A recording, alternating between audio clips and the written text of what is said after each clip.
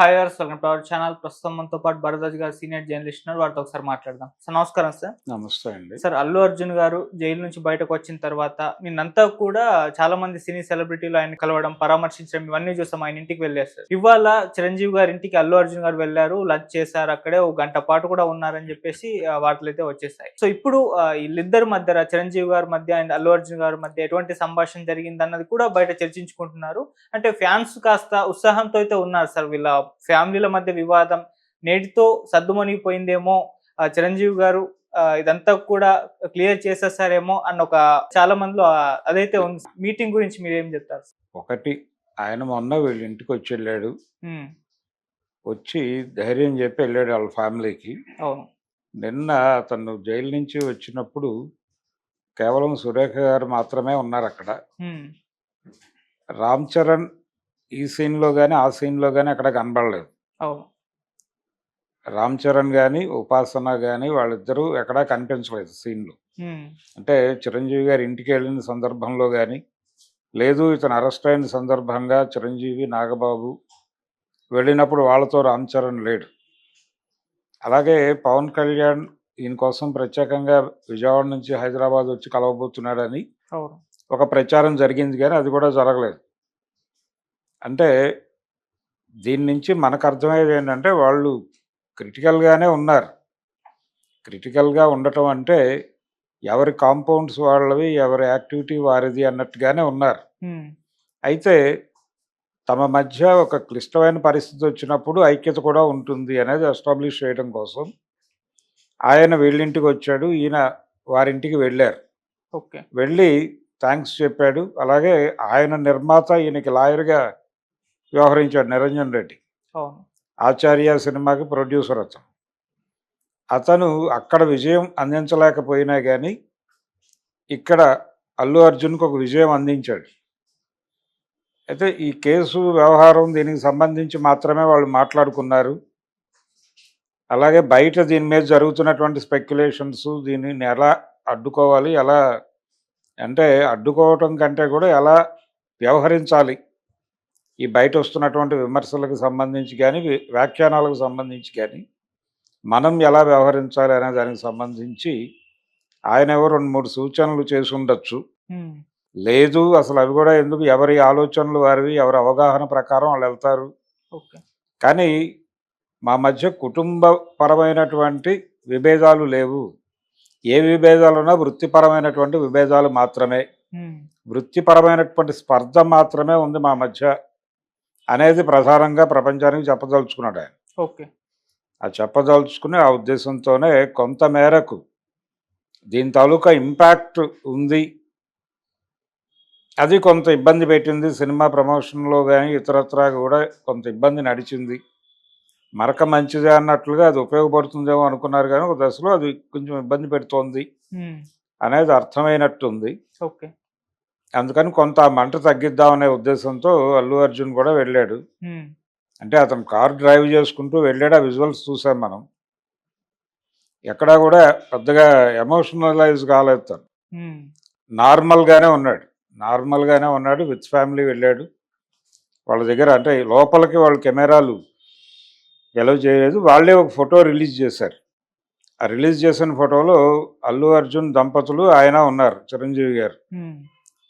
వీళ్ళు నవ్వుతూ ఫోటోకి పోజ్ ఇచ్చారు. చిరంజీవి గారు మాత్రం కొంచెం ఎక్స్ప్రెసివ్గా నిలబడ్డాడు. ఆయన ఆ ఎక్స్ప్రెషన్లో రకరకాల అర్థాలు వెతుక్కోవచ్చు. అందులో ఒకటి ప్రముఖంగా కనిపించేటువంటి అర్థం ఏంటంటే, మొత్తానికి బయట ఇంత గొడవ జరిగిన తర్వాత, ఈ అరెస్టుల దాకా వెళ్ళిన తర్వాత ఫైనల్గా నువ్వు మా ఇంటికి వచ్చావు అన్న టోన్లో, ఆ ఎక్స్ప్రెషన్లో అది కనిపిస్తోంది. ఇలా రకరకాలు, మేమందరం కలిసే ఉన్నాం, అనవసరంగా మీరు బయట వేరే వేరే ప్రచారాలు చేస్తున్నారు అన్న టోన్లో కూడా అర్థం చేసుకోవచ్చు ఆ ఎక్స్ప్రెషన్. ఇలా ఎవరికి తగ్గట్టుగా వాళ్ళు ఒక వ్యాఖ్యానం చేసుకోవటానికి అనువైనటువంటి ఒక ఎక్స్ప్రెషన్ మాత్రం చిరంజీవి గారు పెట్టారు. వీళ్ళిద్దరూ ఎటువంటి ఎమోషను లేకపోతే ఎటువంటి ఇది లేకుండా మామూలుగా నిలబడ్డారు. ఎటువంటి ఎక్స్ప్రెషను ఇవ్వకుండా నార్మల్గా నిలబడి అలా నవ్వుతూ దిగినటువంటి ఫోటో ఇప్పుడు బయటకు వచ్చింది. భోజనం చేశారా లేదా అని కూడా చర్చ జరుగుతోంది. అంటే గంటే ఉన్నారు, గంటలో భోజనం చేశారా, లంచ్కి వెళ్ళుంటారు వాళ్ళు, లంచ్ అవర్ కాబట్టి ఏదో నార్మల్ వ్యవహారం నడిచి ఉంటుంది, అంతకు మించి ఏమి ఉండదు. అంటే శిఖరాగ్ర సమావేశాల్లాగా వెళ్ళి వీళ్ళు వాళ్ళు కూర్చుని ప్రోటోకాల్ పాటిస్తూ మాట్లాడుకొని అయితే ఉండే అవకాశాలు లేవు. ఓకే. వెళ్ళి పరామర్శించి ఉంటారు, వారి మేనత్త గారు ఏదైనా పెడితే పెట్టుంటారు, అవి తినేసి వెంటనే ఆయనతో మాట్లాడి బయటకు వచ్చేస్తారు. వాళ్ళ పనుల్లో వాళ్ళు ఉంటారు, వాళ్ళ యాక్టివిటీస్ వాళ్ళకు ఉన్నాయి. ఆయనకి విశ్వంభర షూటింగ్ హడావిడిలో ఉన్నాడు ఆయన. సో ఆయన్ని డిస్టర్బ్ చేస్తూ అక్కడ కూర్చోవటం అనేది వీళ్ళ ప్రోగ్రామ్ కాదు. గతంలో మెడ్రాస్లో ఉండగా వీళ్ళందరూ రెగ్యులర్గా వాళ్ళ ఇంట్లోనే ఎక్కువ టైం ఉండేవాళ్ళు. పిల్లలందరూ ఆయనకు షూటింగ్ లేనప్పుడు అందరూ అక్కడ ఉండేవాళ్ళు, అక్కడ డ్యాన్సులు చేసేవాళ్ళు. ఆ వీడియోస్ అనేకం చూసాం. మెడ్రాస్లో చిరంజీవి గారి ఇంట్లో లోపలికి వెళ్ళగానే హాల్లో కొంచెం ఇలా కిందకు ఒక ప్లేస్ ఉంటుంది. ఆ ప్లేస్లో ఇలా రౌండ్గా సోఫాలు వేసి అక్కడ ఈ పిల్లలందరూ డ్యాన్సులు వేసేటువంటి వీడియోస్ చాలా పాపులర్. ఫోటోలు కూడా ఆ రోజుల్లో చాలా వైరల్ అయినాయి. కాబట్టి ఆ వాతావరణంలో పెరిగిన వాళ్ళు వీళ్ళందరూ కలిసి పెరిగిన వాళ్ళే అక్కడ. ఓకే.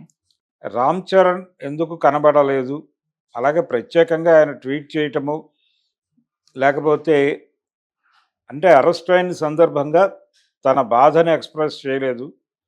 అలాగే ఎక్కడా కూడా తన ఆనందాన్ని కూడా అతను రిలీజ్ అయిన సందర్భంగా ఆనందాన్ని కూడా ఎక్కడా రిజిస్టర్ చేసినట్టుగా కనిపించట్లేదు. అంటే మా తండ్రి గారు పాజిటివ్గా వ్యవహరిస్తున్నాడు కదా, ఇంకా మనం అందరం కామ్గా ఉందామని అనుకుంటున్నారా వీళ్ళు?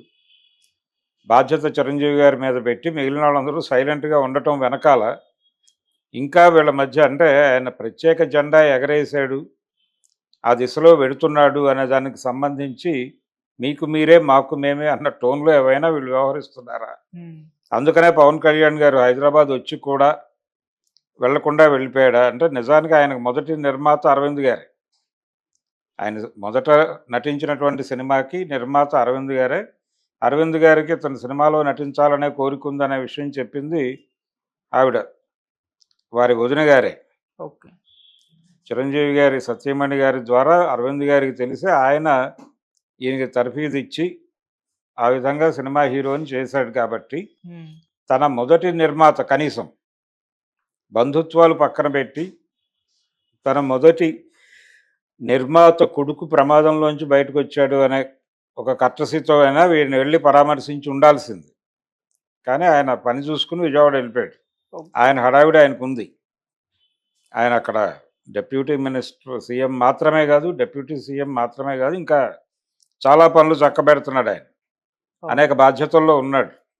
సో ఆయన హడావిడిలో ఆయన వెళ్ళిపోయి ఉంటాడు. కానీ అందరూ కూడా చిరంజీవి గారి మీద భారం పెట్టి ఈ వ్యవహారానికి సంబంధించి మిమ్మల్ని మా కుటుంబ పెద్దగా మేమందరం కూడా నమ్ముతున్నాం, మీరే డీల్ చేయండి అని చెబితే ఆయన పిలిచి మాట్లాడినట్టుగా అయితే కనిపిస్తోంది పిక్చర్.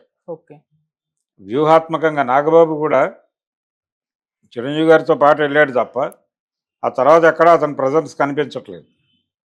ఇది పరిస్థితి. అరవింద్ గారు కేవలం వీళ్ళు దంపతులు మాత్రమే వెళ్ళారు. ఇంతకుముందు వాళ్ళందరూ కలిసి ఒకళ్ళింట్లో ఒకళ్ళు ఉన్నవాళ్లే. కానీ హైదరాబాద్ వచ్చిన తర్వాత క్రమంలో వీళ్ళ ఎదుగుదల క్రమంలో ఏర్పడిన స్పర్ధల వలన కొంత ఎవరి దారి వారిదే అనే పిక్చర్ అయితే వాళ్ళు ఇచ్చారు. ఈరోజు కూడా ఎవరి వ్యాపారాలు వారివే, ఎవరి సినిమాలు వారివే, ఎవరి సినిమాలు విడుదలలు, ఎవరి ప్రమోషన్లు వారివే అనే విషయంలో క్లారిటీ ఇచ్చేశారు. ఇచ్చి ఏదైనా ఇబ్బందికర పరిస్థితులు ఉంటే మేము మీకు మద్దతుగా నిలబడతాం, అలాగే మీరు కూడా మాకు మద్దతుగా నిలబడండి, ఒక మంచి బంధుత్వం ఉంది వీళ్ళ మధ్య అనిపించుకుందాం తప్ప రెగ్యులర్గా మమ్మల్ని మీరు మొయ్యక్కర్లేదు అనే ఇండికేషన్ ఏదో ఇవ్వటానికి ప్రయత్నం చేసినట్టుగా ఉంది చిరంజీవి గారు. అందులో భాగంగానే వీరు కూడా మౌనంలో ఎటువంటి ఎక్స్ప్రెషను లేకుండా వెళ్ళి అక్కడ పని చూసుకుని ఇంటికి వచ్చేసాడు. కొంతకాలం ఇలాగే వినయంగా నడుస్తుంది వ్యవహారం. నెక్స్ట్ పిక్చర్, దాని మూమెంటు, దాని ప్రమోషను, అప్పుడు మళ్ళీ ఇలా ఉంటాడా ఇంత హంబుల్గా అనేది చూడాలి. ఎందుకంటే గతంలో దేశముదురు ఆ టైంలో చాలా చిరంజీవి గారిని వేదికల మీద విపరీతంగా పొగిడినటువంటి చరిత్ర ఉంది అల్లు అర్జున్కి. కానీ ఆ ధోరణి ఇప్పుడు కనిపించట్లేదు అనేది వీళ్ళ ఫ్యాన్స్ గొడవ. అవును. ఏదేమైనా కానీ చిరంజీవి గారు అల్లు అరవింద్ గారి ఇంటికి వెళ్ళి అల్లు అర్జున్ని పరామర్శించడం కన్నా కూడా అల్లు అర్జున్ వచ్చి చిరంజీవి గారి ఇంటికి వచ్చి ఆయన్ని కలిసి ఆశీర్వాదం తీసుకోవటం అనేది మెగా అభిమానుల్ని కొంతమేరకు తృప్తి పరిచిన మాట వాస్తవం. అవును. ఈ తృప్తి 100% అని అయితే చెప్పలేం.